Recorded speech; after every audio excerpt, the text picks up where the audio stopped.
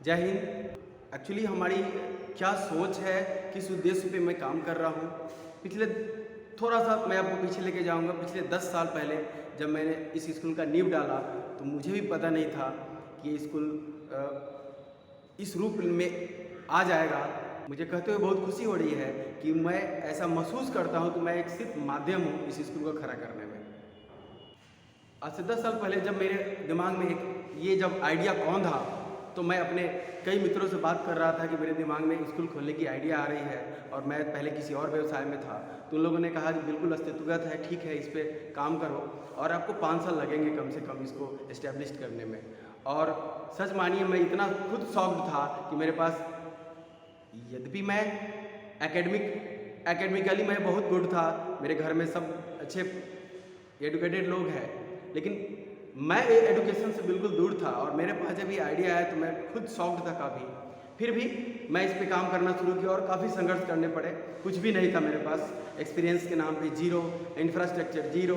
बस 2 चीज़ें थी जिसमें एक तो लैंड थी हमारे पास अपनी, और एक मन में जो जज्बा था वो आई थिंक गॉड गिफ्टेड था।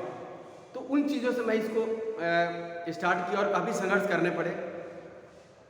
इवन स्टार्टिंग में आप जब बहुत कम बच्चे थे, 30 के भी अंदर थे, तो मैं खुद से ड्राइव करना पड़ा मुझे, और मुझे इस बात की बहुत खुशी है।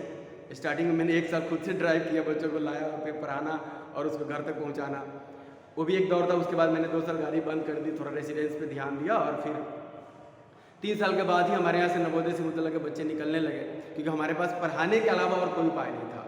तो हम दोनों आदमी, इसमें हमारी वाइफ का ही बहुत सहयोग है, हम दोनों आदमी इस चीज़ को बिल्कुल सारी चीज़ों को त्यागते हुए, बिना इधर उधर किसी भी अपने अटेंशन को डाइवर्ट किए हुए, टोटली समर्पित होकर मैंने इसको आगे बढ़ाया और बच्चों को पढ़ाई और सिर्फ पढ़ाई पे वर्क किया, जिसका नतीजा हुआ कि विदिन 3 ईयर्स हमने पहली बार संजना हमारे यहाँ से नवोदय में सिलेक्ट हुई। उसके बाद तो हर साल सिलेक्ट होने लगे, फिर कुछ लोग भी जानने लगे और कई चीज़ों के कारण मैं फेमस होने लगा।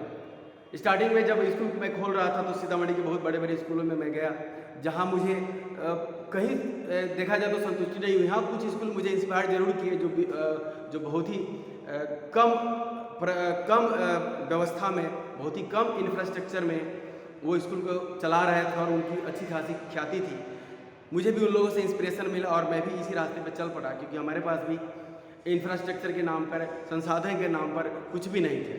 इवन कुछ भी नहीं, न घर थे। फिर एक दौर आगे बढ़ी और जैसे तैसे हम लोगों ने एक घर भी बनाया, वो एस्बेस्टस का था।